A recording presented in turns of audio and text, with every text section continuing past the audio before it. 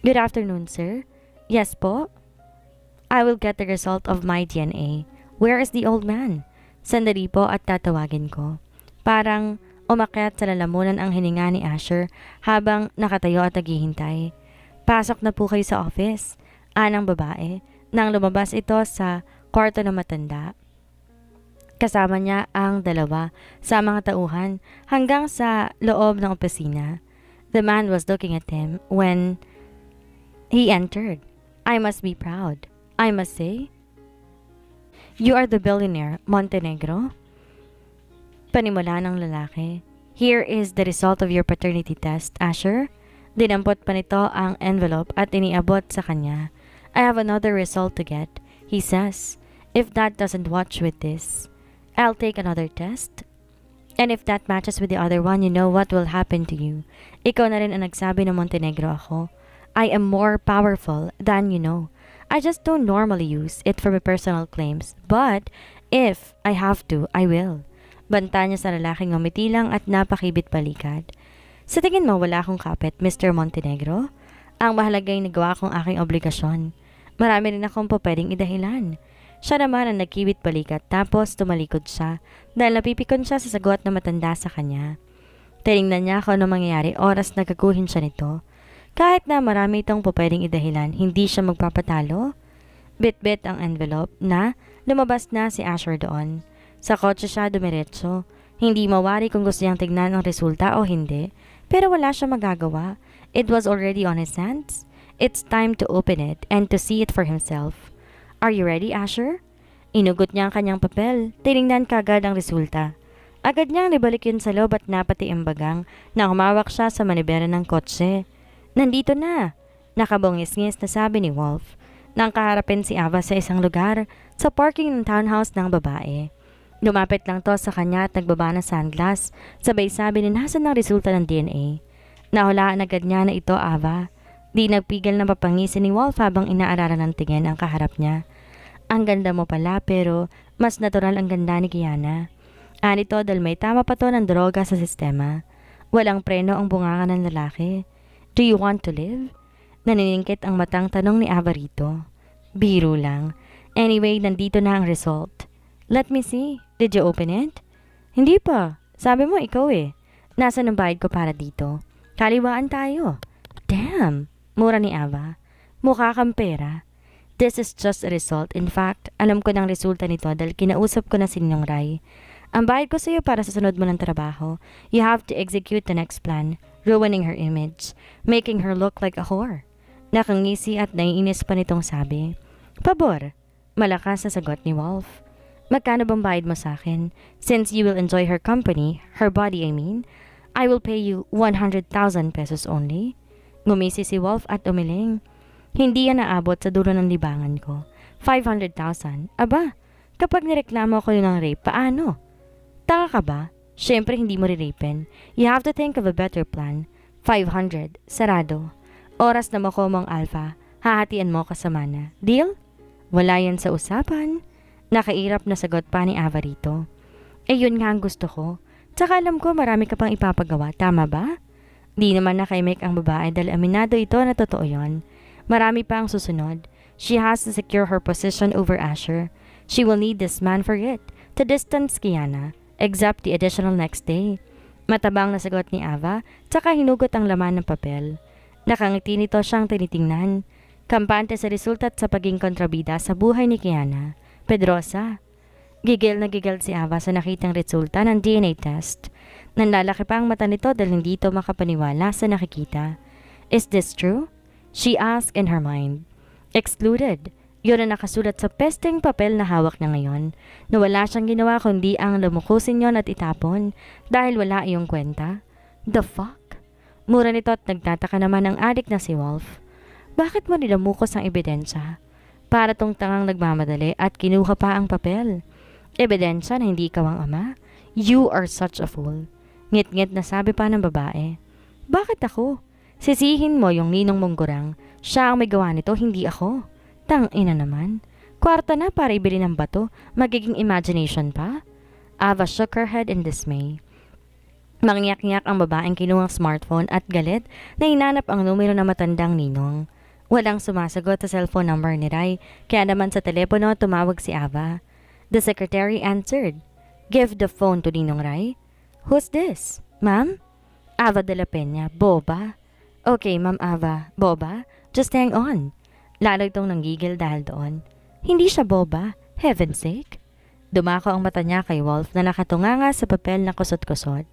Parang ang layo ng utak nito sa katotohanan. Simpleng excluded lamang, hindi pa nito maintindihan. Para titigan pa yon ng matagal. Patay na ako nito. Will you shut up? You can just simply say that was all Olive's fault. Gaga ka ba? E di ikaw naman na nagalit dahil kapatid mo yon?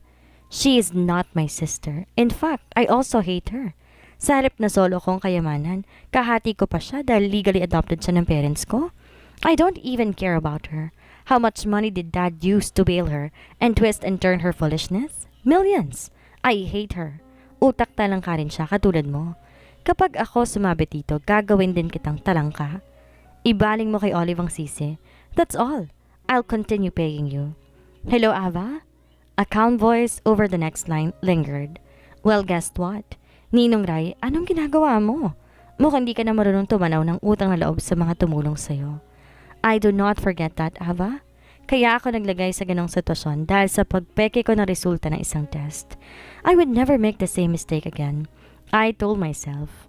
Alam ko ang ginawa ko ikagagalit mo at ng daddy mo, pero ito ang tama kong gawin. Basta ang nakasaranig dito, bata. Ava, at di ko kayang habang buhay dadalhin ka ng konsensya ko, ang kasinungalingan, na ipapositive ko siya sa isang lalaking di naman niya kadugo. I am so sorry, Ava. Do what you want to do.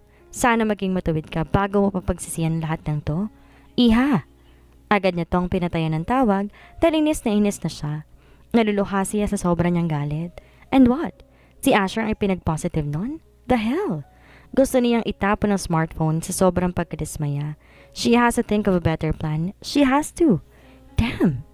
Asher licked his lips to suppress his tears. All this time, ang batang kanyang binabantayan, inaalagaan at minamahal ay anak niya. Paano? Simple. You are the rapist. Napapikit si Asher sobrang pagkamuhi sa kanyang sarili. Sa mga sandaling iyon, kahit masayang-masaya siya sa nakong resulta, may galit sa puso niya. Galit para sa kanyang sarili. Kiana just called that man demon. Perhaps he was. Hindi niya nga malala kung anong ginawa niya o paano niya ginawa. Diyos ko, anong kapatawaran na naghihintay sa kanya?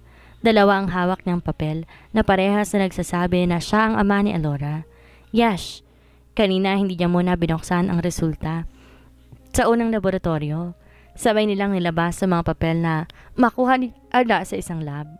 At ang mas malinaw pa sa lahat ng sinag ng araw, Dad, help me! Usal niya sa isip. Pinahid niya ang sulok ng mga mata. Baka ang halik na nagawa niya kay Laura kanina ay huli na. Siguradong sa oras na magtapat sa kay Kiana, hindi din matatanggap. Ang gulo-gulo na ng lahat.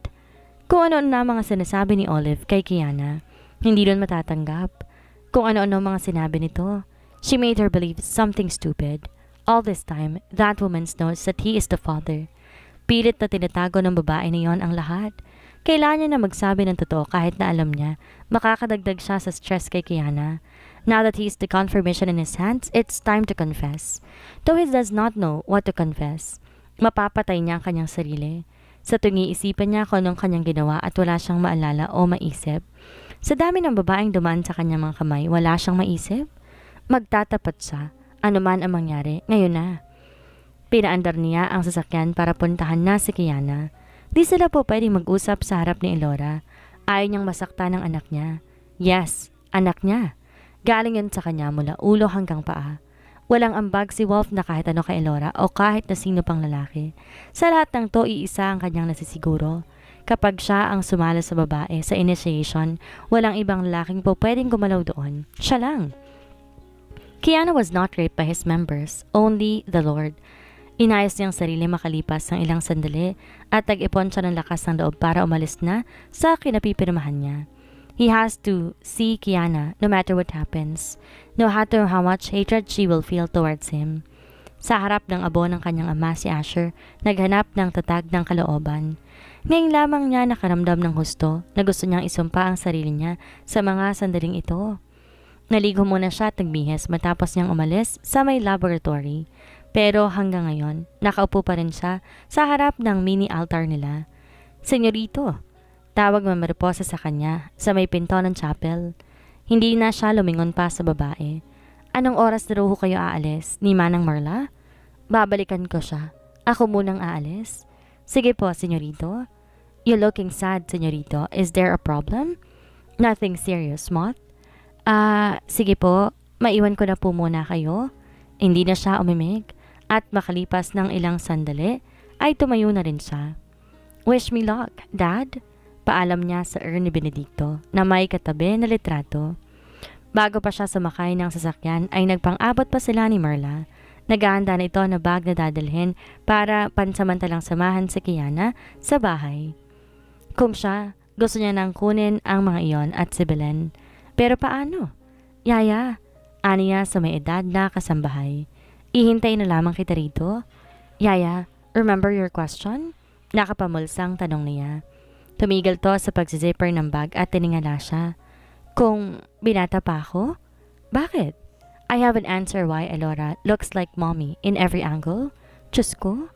Bulalas kagad ni Marla sa binatang pakiramdam niya. Pinagsakloban ng langit at lupa at sa kabila ng matinding kaligayahan. Anak mo siya. Natutuwang sabi pa nito sa kanya pero naluluha siya at napapailing. Di niya alam kung paano sasabihin dito ang lahat. Para siyang inutil. Pinakatanga siya sa lahat ng tanga at aminado siya roon. Anak ko siya sa isang napakalaking pagkakamali sa nanay niya at siguro himala ng kailangan para mapatawad siya ni Kiana. Parang nahulaan kaagad ni Marla ang sitwasyon niya kahit hindi pa siya nagsasalita. Pasasaan ba't makikita niya ang ginagawa mong kabutihan? Maniwala ka magiging maayos din ang lahat, Asher? Masuyong pangaral sa kanya ni Marla kaya tumango na lamang siya rito kaysa sumagot pa. Sana nga. At kahit na hindi niya na maintindihan, somehow, he feels happy that his father was able to meet his granddaughter. Si Elora ang kahit sa isang tunay na apo ng daddy niya, ang kanyang tagapagmana. Sa buong biyahe ni Asher, hindi man lang siya nakapag-isip kung paano ang kanyang ibubungad kay Kiana.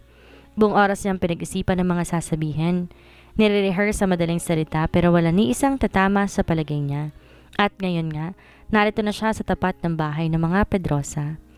Bumaba siya ng sasakyan at pumasok sa gate. Kumatok siya sa pintong nakasara. It opened up. Kiana opened it up to him. Tumalikod din agad ito at naglakad papunta sa kusina.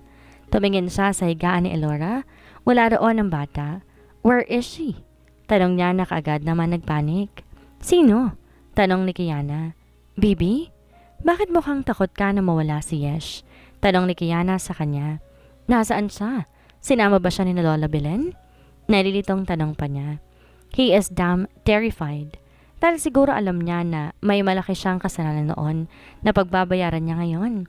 Natatakot siya na hindi niya na makita pa ang anak niya. Kiana turned around and looked at him. Nagulat siya na makitang napakatinding lungkot sa mukha nito. Kaya napanunok siya hanggang tumulo ang luha nito habang nakatitig sa kanya. Jesus, does she know? Wow, a new bed! Bulalas ni Elora nang makita ang isang bagong higaan sa may sala. Naroon pa sa Niyolo dahil tumulong ang mga yon sa pag-aayos ng bahay sa pag-uwi ni Kiana.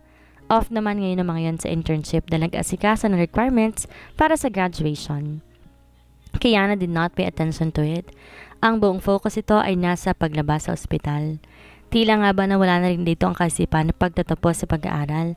And as a consideration to her hard situation, Lex still decided to give her full hours she needed to pass and graduate. Nakita din naman daw ni Lex ang potensyal ni Kiana. Yun ang sabi sa kanya ng pinsan niya. Sinabihan niya si Camilo na asikasuhin na ang records ni Kiana at isantabi na muna ang personal matters. Oo naman ang naging sagot ng lalaki at yon ang inaasahan niya. You like your new bed? Tanong niya sa batang karga niya. Opo, kayo po bumili? Ako. Proud niyang sagot para ipagmayabang kay Wolf na parang antok pa. Sumama naman to pero bakit parang wala sa sistema nitong pagiging ama at dito makaporma dahil hindi niya hinahayaan na makaporma. Bakit dito may higaan? Kiana asked when she entered. Nakipag-usap kasi muna to sa mga kaibigan sa labas na nagmemerienda. I prepared it. masikip sa kwarto para hindi kayo mahirapan na gumalaw. Salamat, nakangiting sabi ko sa kanya. Nakangiti rin niyang binaba si Elora sa higaan. Ang sabi ng doktor kapag naumpisa ng therapy dito, mag-uumpisang magbagong pakiramdam nito. Sana nga dalawang-awa na rin siya sa bata. Mamaya pupuntahan niyang resulta ng DNA. Ngayon pa lang di na siya mapakali. He feels so nervous about it, but at the same time, so excited. Salamat, nakauwi na kami. Sus ko. Kiana said while fixing some sort of stuff. Nakakabagot dito sa ospital, apo. Sang-ayon naman ni Belen. At ang mahalaga, buhay ang Elora natin kahit medyo may mga pagdadaanan pa. Opo, Lola. Tahimik na lumabas si Asher para makipagkwentuhan sa mga kaibigan ni Kiana. Pero si Wolf ang kanyang nabungaran sa may pintuan, naninigarilyo. What time will you get the result, Wolf? Tanong niya sa lalaki. Maya-maya papapunta na ako.